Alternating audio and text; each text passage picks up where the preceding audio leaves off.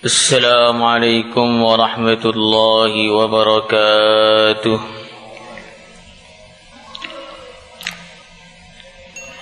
إن الحمد لله نحمده ونستعينه ونستغفره ونؤمن به ونتوكل عليه ونعوذ بالله من شرور أنفسنا ومن سيئات أعمالنا. من يهده الله فلا مضل له ومن يضلل فلا هادي له. أشهد أن لا إله إلا الله وحده لا شريك له وأشهد أن سيدنا ومولانا وسندنا محمدا عبده ورسوله. اللهم صل وسلم وبارك عليه وعلى آله وأصحابه وذرياته والتابعين لهم بإحسان إلى يوم الدين. أما بعد، وقد قال تعالى في كتابه الكريم: والذين جاهدوا فينا لنهدينهم سبلنا وإن الله لمع المحسنين. وقال النبي صلى الله عليه وسلم: من يرد الله به خيرا يفقهه في الدين وإنما أنا قاسم والله معطي أو كما جاء في الحديث. Hadirin yang dimuliakan oleh Allah Subhanahu wa taala, marilah kita bersyukur dengan sebenar-benarnya syukur kepada Allah Subhanahu wa taala, karena Allah Subhanahu wa ta'ala telah memberikan kepada kita karunia-Nya yang terbesar, karunia-Nya yang paling mulia, yang paling istimewa, yang paling mahal harganya, yaitu karunia iman dan Islam. Hadirin yang mulia, kalau orang itu punya iman, punya Islam, maka semua apa yang dia cita-citakan, apa yang dia inginkan, apa yang dia harapkan akan ditunaikan oleh Allah Subhanahu wa ta'ala dengan sempurna. Semua orang di dunia ini ingin menjadi orang yang terdepan, menjadi penguasa. Banyak orang yang pengen jadi penguasa, walaupun gak ngaku aslinya pengen jadi penguasa. Pengen jadi RT kah, jadi RW kah, jadi kepala desa kah, jadi DPR, MPR, bupati, gubernur, presiden, semuanya pengen untuk itu. Mereka usaha habis-habisan untuk mendapatkan kekuasaan. Walaupun bukan kekuasaan secara legislatif atau eksekutif, maka mereka mencari kekuasaan di perusahaan-perusahaannya, biar menjadi direkturnya, biar menjadi sekretarisnya, biar menjadi bendaharanya. Walaupun tidak di perusahaan, di sekolah-sekolah mereka juga pengen jadi yang terdepan, pengen jadi kepala sekolahnya, pengen jadi rektornya, pengen jadi dekannya dan sebagainya. Manusia pengen menjadi penguasa, tetapi tidak semuanya bisa menjadi penguasa. Kalaupun jadi penguasa hanya sebentar, 5 tahun, 10 tahun, kemudian menjadi mantan penguasa. Menjadi mantan penguasa. Tapi kalau orang itu iman, Islam sampai akhir hayat, maka dia akan menjadi penguasa yang selama-lamanya. Wa idza ra'aita thamma ra'aita na'iman wa mulkan kabira. Kalau engkau melihat di surga sana, engkau akan melihat nikmat-nikmat yang banyak dan kerajaan yang besar, kerajaan yang disediakan oleh Allah Subhanahu wa ta'ala kepada orang yang iman begitu besar. Orang yang paling kecil kerajaannya besarnya 10 kali lipat dunia dan segala isinya. Setiap kali dia jalan, maka pengawalnya 1 juta orang. Bukan karena di surga banyak perampok, tapi untuk menunjukkan bagaimana hebatnya raja-raja di surga. Ini raja untuk selama-lamanya. Tidak ada pemilu lagi, tidak ada pergantian lagi, tidak ada kudeta, tidak ada yang protes. Semuanya tunduk semua kepada raja yang sebenarnya, yaitu orang-orang yang pada masa hidupnya taat kepada Allah Subhanahu wa taala. Semua orang di dunia ini pengen kaya. Makanya semua orang bekerja untuk mendapatkan kekayaan. Ada yang berusaha mendapatkan kekayaannya dengan yang normal, kerja di sawah, ada yang kerja di ladang, ada yang kerja di pertokoan, ada yang bekerja di perusahaan, macam-macam pekerjaan yang mereka gunakan agar mendapatkan kekayaan. Bahkan ada juga yang kerjanya sampai tidak normal, mencari kekayaan dengan pesugihan, mencari kekayaan dengan bisnis-bisnis yang secara hitungan akal itu tidak mungkin, ikut MLM dan sebagainya. Semua dikerjakan oleh manusia demi mendapatkan kekayaan. Tetapi apakah semua manusia bisa kaya? Tidak. Banyak dari mereka, 90% manusia bukanlah orang kaya, orang melarat semua. Yang kaya pun sudah banyak hutangnya. Hadirin Allah Subhanahu wa taala, kalaupun berhasil kaya sebentar saja, 60 tahun, 70 tahun, bahkan 60 tahun, 70 tahun itu umurnya. Kalau kayanya mungkin 50 tahun baru mulai ngerasakan kaya, 70 tahun baru mulai ngerasakan kaya. Akhirnya kemudian mati jadi miskin lagi. Nah, makanya kalau pengen kaya yang sebenar-benarnya, caranya hanya dengan amalkan agama ini. Maka apa yang kita inginkan akan ditunaikan oleh Allah Subhanahu wa taala di surga sana. Orang manusia di dunia ini pengen namanya sehat, pengen namanya awet muda, sehingga mereka usaha dengan berbagai macam usahanya. Memang akan menahan beberapa waktu untuk tetap kelihatan muda, tetapi muda tidak akan bisa menghalangi dari kematian. Mobilnya tambah bagus, orangnya tambah jelek, rumahnya tambah kokoh, tulangnya tambah peot, catnya tambah halus, kulitnya tambah keriput. Itulah takdirnya manusia di dunia. Hadirin yang mulia, maka dulu ada orang mengatakan, saya ini dulu pengen makan enak, gak punya duit. Sekarang sudah punya duit, makan enak juga gak bisa. Karena nanti kalau makan sate jadi darah tinggi, minum kopi jadi kena ginjal, makan tempe jadi asam urat, makan enak juga gak bisa. Saya dulu pengen naik kendaraan enak, tidak bisa karena gak punya mobil. Sekarang sudah punya mobil juga gak enak karena badannya sudah sakit semua. Hadirin Allah Subhanahu wa taala, itulah kalau orang itu mencari kebahagiaan di dunia. Waktu mudanya dia bersakit-sakit karena gak punya uang. Waktu tuanya dia bersusah payah karena badannya sudah sakit semua. Waktu di akhirat bersusah payah kalau tidak diridhoi oleh Allah karena akan masuk neraka, tidak punya amal sama sekali. Hadirin yang mulia, maka ketika kita ini sudah diberi iman, diberi Islam, harus betul-betul merasa syukur dipilih Allah jadi orang iman dan Islam. Semuanya insyaallah hadirin. Hadirin yang mulia, kenapa harus syukur? Orang iman Islam itu pilihan. Dalam satu hadis dikatakan, setiap 1000 orang yang iman itu hanya 1. Jadi setiap 1000 manusia yang ada di dunia ini, dari zaman Nabi Adam sampai nanti menjelang hari kiamat, yang iman itu per 1000 1. Per 1000 hanya 1 saja. Dan 1 itu ternyata kita.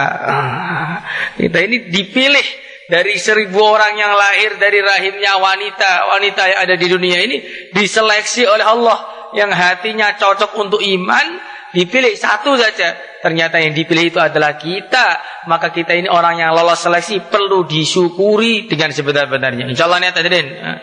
Nanti kalau enggak disyukuri, naudzubillah, nikmatnya akan dicabut oleh Allah Subhanahu wa taala. La in syakartum la azidannakum wa la in kafartum inna adzabi lasyadid. Kalau syukur nikmat akan ditambah lagi. Tapi kalau enggak syukur, hati-hati, azab Allah itu sangat pedih sekali.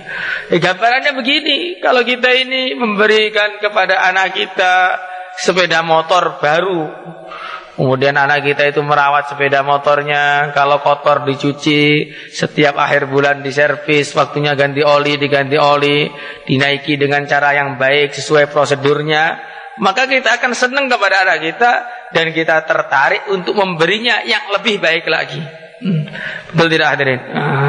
Tetapi sebaliknya kalau kita beri motor kepada anak kita, motor baru, kemudian nama anak kita ini ketika musim hujan, pas hujan tidak diletakkan di parkiran yang benar sehingga kehujanan, kemudian ketika selesai lewat tempat-tempat yang kotor tidak dicuci, mengendarainya ugal-ugalan, tidak pernah diservis, maka yang terjadi mungkin kita tidak senang kepada anak kita, sehingga nggak memberi motor lagi. Bahkan kalau cara merawatnya sangat tidak baik, bukan hanya tidak ingin memberi lagi, motor yang ada kepada anak kita pun akhirnya kita ambil kembali. Ini gambaran seperti ini bukan untuk menyamakan dengan Allah, maksudnya untuk memudahkan gambaran. Kalau orang itu syukur, maka orang akan tertarik untuk mau nambah lagi. Tetapi kalau orang itu tidak syukur, maka orang pun akan malas untuk memberinya. Begitu juga Allah Subhanahu wa taala menjanjikan kalau kita ini syukur dengan nikmat yang diberikan oleh Allah kepada kita, maka ditambah lagi. Tapi kalau kita ini biasa-biasa saja, bahkan tidak merawat iman dan Islam kita, naudzubillah, iman dan Islam kita akan dikurangi, atau naudzubillah, mati dalam keadaan tidak membawa iman sehingga celaka selama-lamanya. Hadirin yang dimuliakan oleh Allah Subhanahu wa taala, syukur itu bagaimana? Syukur itu kata para ulama, intinya menggunakan nikmat Allah sesuai dengan aturan Allah. Badan kita ini nikmat Allah, maka digunakan sesuai aturan Allah. Sesuai aturan Allah itu bagaimana? Sesuai aturan Allah itu ikut jalannya yang mulia Nabi besar Muhammad sallallahu alaihi wasallam. Itu berarti sesuai aturan Allah. Mata aturannya bagaimana? Mata itu aturannya ada kelopak matanya, itu untuk digunakan untuk dibuka ketika melihat perkara-perkara baik, dan digunakan untuk ditutup ketika melihat perkara-perkara yang diharamkan untuk dilihat. Bukan sebaliknya, majelis bayan malah tidur melihat cewek melotot. Hadirin Allah Subhanahu wa taala, maka dikatakan dalam satu riwayat, barang siapa yang pengen merasakan kelezatan dalam beribadah, maka kalau orang itu bisa menjaga matanya dari perkara-perkara yang diharamkan oleh Allah, maka Allah akan beri dia kelezatan dalam beribadah, dalam beramal. Maka kalau ada orang itu belum merasakan kelezatan beribadah, ibadah itu enggak nikmat, itu diantara tanda-tandanya adalah disebabkan kebanyakan maksiat dengan matanya. Maka mata ini harus dijaga. Wa anta idza arsalta tarfaka raidan bi qalbika yawman at'abatka al-manadiru ra'aita alladhi la kullahu anta qadiru alaihi wa la an ba'dihi anta sabiru. Kalau kita ini enggak bisa menjaga pandangan mata kita, semuanya dilihat. Mobil bagus dilihat, dimasukkan hati. Rumah bagus dilihat, dimasukkan hati. Sawah yang luas dilihat, dimasukkan hati. Apa yang terjadi? Ra'aital ladzi la kullahu anta qadiru alaih. Kita akan melihat perkara-perkara yang semuanya tidak mungkin kita dapatkan. Mobil bagus gak mesti kita akan dapatkan. Sawah luas gak mesti akan kita dapatkan. Rumah mewah gak mesti akan kita dapatkan. Istri cantik gak mesti akan kita dapatkan. Wala ang ba'di ang tasabiru, sudah gak bisa dapat, pengen terus. Akhirnya apa? Hidupnya nelangsa terus, hidupnya ngoyo terus, hidupnya ngersulo terus, hidupnya ngeluh terus, hidupnya ngenes terus. Disebabkan apa? Satu saja, matanya tidak dijaga. Sebab matanya dijaga, orang akhirnya bisa hidup dari lahir sampai mati nggak pernah senang karena matanya itu nggak bisa jaga. Maka oleh baginda Rasulullah Sallallahu Alaihi Wasallam, seorang itu diajari, kalau urusan dunia lihatlah orang yang di bawah kamu, tapi kalau urusan agama lihatlah orang yang di atas kamu. Karena manusia ini terbalik. Kalau urusan dunia dia lihat orang yang atasnya, urusan agama dia lihat orang yang bawahnya, sehingga akhirnya urusan dunia ngebet komak dengan dunia, urusan agama dia qanaah. Kamu kok bayar ngantuk? Ya lumayan. Banyak orang yang nggak dengar bayar pagi-pagi seperti ini. Saya udah duduk di sini walaupun ngantuk kan sudah lumayan. Kenapa kamu keluar 3 harinya kok daftari? Ya, lumayan daftari ketimbang orang nggak keluar sama sekali. Kenapa kamu kok sholat di masjid? Ya masih sholat ketimbang nggak sholat. Kenapa sholatnya qadha? Ya masih dikodok ketimbang nggak dikodok sama sekali. Kenapa kok nggak dikodok? Ya masih mending kan masih Islam ketimbang kafir. Hadirin dimuliakan oleh Allah Subhanahu Wa Taala. Itulah kebanyakan orang pada masa sekarang ini. Kalau urusan agama mereka itu melihat orang yang di bawahnya sehingga merosot. Agamanya merosot terus. Tapi kalau urusan dunia, lihat, kamu kan sudah punya mobil, itu mobilnya lebih bagus, saya pengen yang kayak gitu loh. Kan sudah punya rumah, itu rumahnya lebih gede, tingkat 2, saya pengen tingkat 2 begitu loh. Ini kan udah punya toko saya cuma 1, pengennya 5 seperti tetangga saya itu. Akhirnya sampai mati ngejar dunia tanpa pernah mendapatkan dunia. Sampai mati nggak pernah meningkatkan agama, akhirnya sampai akhirat nggak punya apa-apa. Maka ini nasihat Nabi ini penting sekali. Urusan dunia, lihatlah orang yang di bawah kamu, sehingga kita syukur. Makan sekali syukur. Berapa banyak orang di dunia ini nggak bisa makan, nggak makan juga syukur. Berapa banyak orang di dunia ini nggak makan terus sakit. Saya nggak makan masih sehat, masih gemuk seperti ini. Hadirin Allah Subhanahu Wa Taala. Tapi sebaliknya kalau urusan agama kita harus lihat di atasnya. Kita sholat tahajud 2 rakaat. Ingat orang zaman dulu tahajudnya semalam suntuk. Akhirnya pengen meningkat lagi. Kita keluar 40 hari. Lihat orang zaman dulu keluar nggak pulang-pulang lagi. Kita infak sehari 10.000. Imam Syafi'i infak sehari pernah 10.000 dinar. Kalau 1 dinarnya 3 juta, tinggal dikalikan 10.000. 3 juta kali 10.000 dalam waktu sehari saja. Kita ini sudah belajar agama sedikit-sedikit, taklim 1 jam 2 jam. Ingat orang zaman dulu kadang-kadang mutolahnya belajarnya itu 18 jam sehari. 18 jam dari 24 jam yang 18 jam untuk ngaji kitab. Kalau kita ini sudah bisa wiritan pagi petang, ingat Syekh Uwais Al-Qarni wiritannya dari subuh sampai duhur, dari duhur sampai asar, dari asar sampai maghrib, dari maghrib sampai isya, dari isya sampai subuh lagi. Hadirin Allah Subhanahu wa taala, ini kok wiritan terus apa? Bagaimana ini? Wiritan kok bagaimana? Ya wiritan menghadap kepada Allah ya. Masalah itu tengah-tengah amal nggak ingat kepada Allah. Sepertinya sholat, hatinya ingat makhluk. Sepertinya keluar, ternyata cari dunia. Sepertinya musyawarah agama, ternyata nyari pangkat dan jabatan. Ini yang masalah. Kalau wiritan ngadep kepada Allah 24 jam, ya nggak masalah. Ya memang itulah. Wala dzikrullahi akbar. Wiritan itu ada perkara yang paling tinggi yang seperti itu. Hadirin Allah Subhanahu wa taala. Maka kalau kita lihat orang yang atas kita, akhirnya agama itu meningkat. Walaupun insya Allah saya mati nggak akan bisa menyamai orang-orang hebat tadi, tapi setidaknya amalan kita itu ada peningkatan. Maka baginda Rasulullah SAW beliau bersabda, "Saddidu wa qaribu." Orang itu jangan ngejos-ngejos, sedengan, tapi ada usaha meningkat. Jadi kalau motor itu istilahnya bisa lari sampai 180, tapi dia larinya hanya 100 saja jalan, meningkat dikit-dikit nanti sampai tujuan. Tapi kalau orang itu terlalu ngejos, fala ardon qata wala dhahran abqa, maka perjalanannya tidak selesai, tunggangannya habis di dalam perjalanan. Maka seperti itulah kalau badan kita ini kita buat jos-josan dalam amal, maka nanti yang ngejosnya hanya berapa hari saja, kemudian mandek untuk selama-lamanya. Maka hadirin yang Allah Subhanahu wa taala, kita ini lebih tahu dengan kemampuan diri kita.